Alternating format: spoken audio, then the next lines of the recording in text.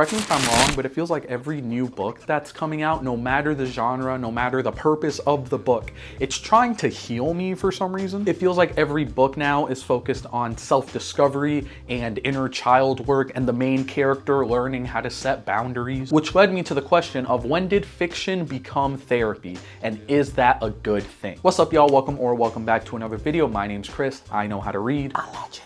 And in today's video, we are going to be talking about why I think books nowadays are starting to feel like therapy sessions and what that says not only about the books themselves, but about us as readers. So this trend, if you want to call it that, actually has a name. I found that out doing research for this video, known as healing lit or healing literature, or even emotionally intelligent fiction. I got a list of books on my phone right here. These are books where the characters go through like self-reflection, therapy, inner child work, the stuff we mentioned earlier. We're talking about Tomorrow, and Tomorrow. It Ends With Us, Yellowface, Even Before the Coffee Gets Cold, a book that I've enjoyed. And of course, what the author's writing about is what the book is about, obviously, right? Like there is a story to be told and the author is going to tell it in the best way that they see fit. But it's also about like coping mechanisms in a weird way. And it becomes less of what you expect from a story, like plot twists or story developments, and it becomes more about learning how to process emotion. And it makes sense, right? During and even after the pandemic, therapy culture has exploded online. People were sharing trauma speak, discussions on mental health were at an all-time high,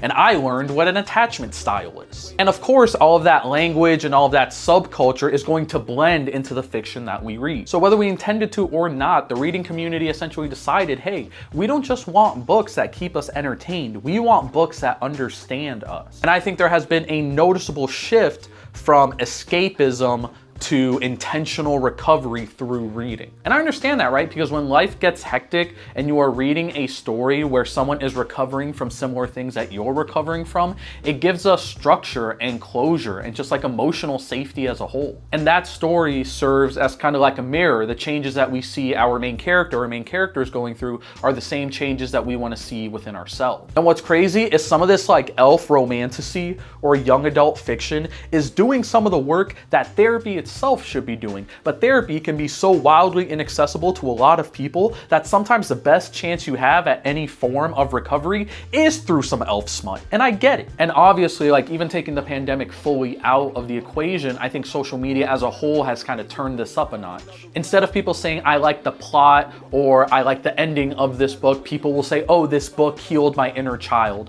Oh, this book helped me understand my trauma. And obviously there isn't anything wrong with that, but I just think it's an interesting shift that we're noticing in reading culture kind of in these past few years. There's a whole lot of talk online about the modern reader and what the modern reader wants or needs or what they are searching for when they go to Barnes & Noble to buy a book. And I don't even know what I would categorize a modern reader or what you would categorize the modern reader as. But kind of as a community, I think we want it both ways, right? We want emotional depth, but we also want self-awareness. And I think my biggest issue and my biggest worry is when the publishing industry starts to notice these trends and then they start to package trauma and recovery from that trauma as an aesthetic that we should buy into. And then suddenly every cover of a book looks like The Vanishing Half with a bunch of pastels and some handwritten title font and some blurb on the front and back about grief and love and self-acceptance. It stops being like a relief to read and it starts feeling like a formula where we as the reader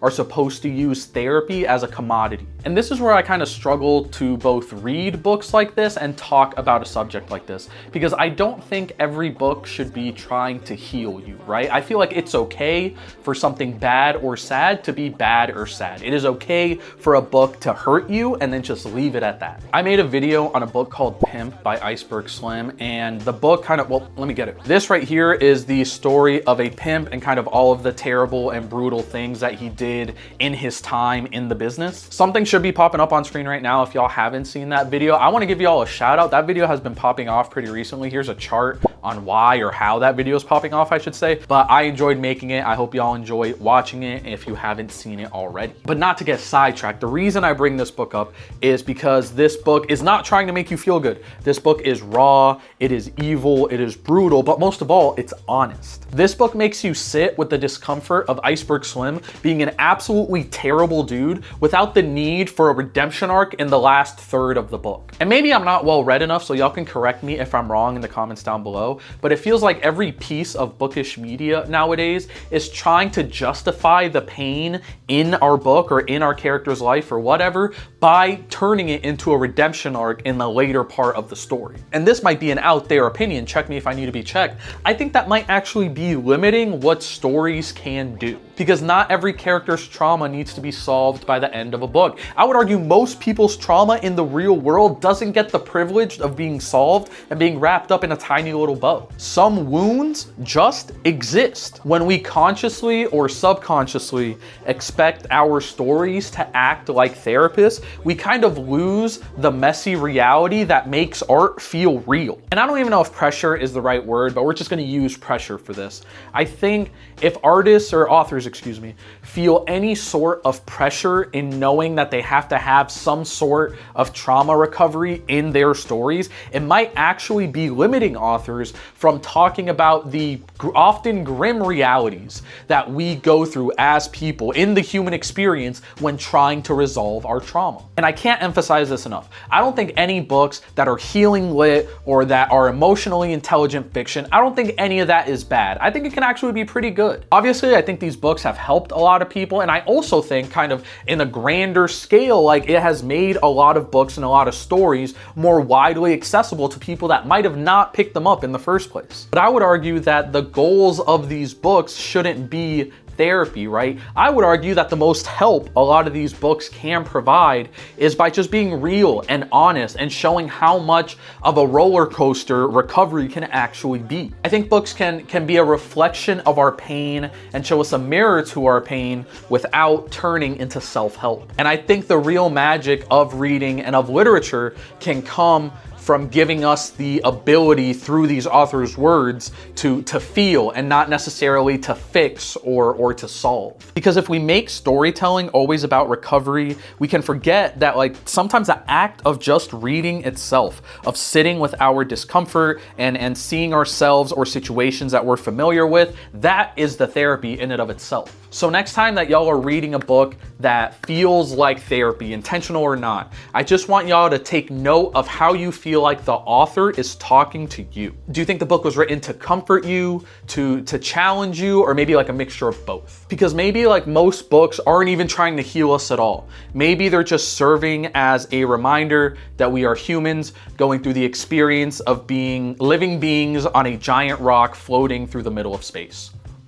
And I don't think that's that bad of a life to live, you know? That's gonna be it for today's video, y'all. I hope you enjoyed it very much. Make sure you like, comment, and subscribe, all that good business. I'll take one of them. I'll take all of them, depending on how busy you are. Life has been in a little bit of a flux recently, so I haven't been doing a lot of personal reading in my free time. I finished There's Always This Year, and I am about to finish The Wide Wide Sea by Hampton Sides, but I still have a ton of books that I wanna get through before I film my Way of Kings video. So I don't know when that video is coming out, but I'm thinking about it, I promise. But I think what kind of my lack of physical reading these past few weeks has led to is me getting my storytelling from a lot of other avenues. So like my roommate and I have been watching a bunch of movies. I've been watching a lot of documentaries in my free time. I've been reading more like journal articles and Substacks and stuff like that, which is what has been leading to me doing a lot of these like essay style videos, which I have a lot of fun making and researching and all that. And I hope that y'all have a lot of fun watching as well. If you did, let me know in the comments down below. What was the last book you read that felt like therapy? Maybe it was like a non-fiction self-help book, or maybe it was a total fiction book that you were able to relate to. Just tell me a story in the comments down below. I would love to read them. I don't know when the next kind of reading vlog style video is going to come out, but I want it to happen sooner rather than later because I love making those videos. I love reading new books, obviously, and I know that y'all love watching them. Do all the liking and the commenting and the subscribing, all that good business, should you choose to be so nice. Do something that makes you happy, do something that makes you some money, and I'll catch y'all next time. Peace. Always had a way to make it work and find another route.